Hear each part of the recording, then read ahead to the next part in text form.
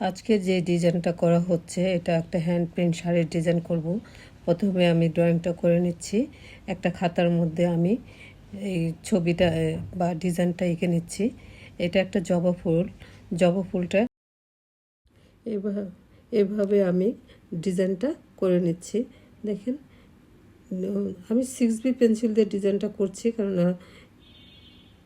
আমি 2B pencil দিয়ে প্রথমে ড্রয়িংটা করতেছিলাম, কিন্তু ড্রয়িংটা স্পষ্ট হচ্ছে না। এখন আমি 6B পেন্সিলটা নিয়েছি। 6B পেন্সিল দিয়ে আমি স্পষ্টভাবে আঁকার চেষ্টা করছি। এখন দেখেন ড্রয়িংটা কেমন হচ্ছে, আপনারা বলে দিবেন যে কীরকম হচ্ছে। এভাবে আমি ফুলের ড্রয়িংটা শেষ করলাম। এখন ফুলের কলিটা আমি আঁকছি।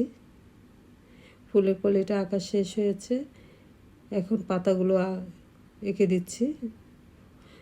জবা ফুলের কিছু পাতা আছে, পাতাগুলো আমি এইভাবে টেনে টেনে দিচ্ছি, ড্রয়িং করে নিচ্ছি। পাতাটা আঁকার মোটামুটি শেষের দিকে আরেকটা পাতা আমি আঁকবো। এই যে আরেকটা পাতা আমি ড্রয়িং করছি। দেখেন এইভাবে টেনে টেনে ড্রয়িং করা হচ্ছে। তো ড্রয়িং করা মোটামুটি শেষের দিকে। এখন কালার করা হচ্ছে। কালার আমি রেড কালারটা দিচ্ছি। রেড কালারের সাথে ইয়েলো কালারটা মিশিয়ে দেব। ইয়েলো কালারটা মিশিয়ে দিয়ে তারপর আমি শ্যাডো তৈরি করব। পুরোটা কালারের মধ্যে আমি রেডের সাথে ইয়েলো মিশিয়ে মিশিয়ে দেব।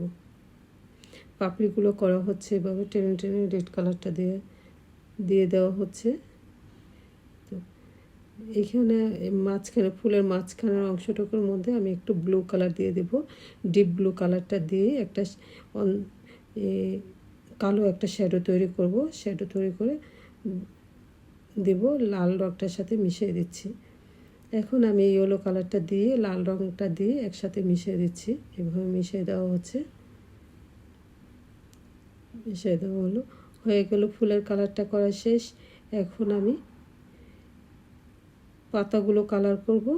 দেখুন পাতাগুলো কালার করা হচ্ছে এবং পাতাগুলো কালার করা হচ্ছে। পাতাগুলো সবুজ কালারই আমরা সচরাচর করে থাকি, ডিপ গ্রিনটা বা সবুজটা বলে, ওইটা দিয়ে দিচ্ছি। এখন আমি এটার সাথে ইয়েলো কালার দিয়ে মিক্সড করে দেব গ্রিনটার সাথে। যেভাবে মিক্সড করে দিয়ে একটা শ্যাডো তৈরি করে দিচ্ছি।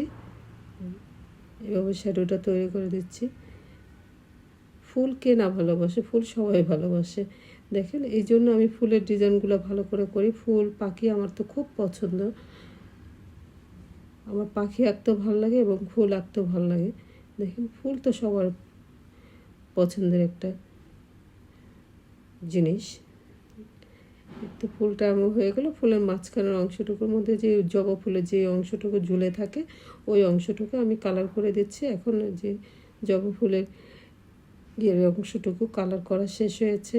এখন আমি এই যে ডাটাটা করে কালার করে দিচ্ছি। এই ডাটাগুলো কালার করে দিচ্ছি। তারপরে একটু টেনে টেনে দিয়ে এলাম, হয়ে গেল ছবি আঁকাটা শেষ।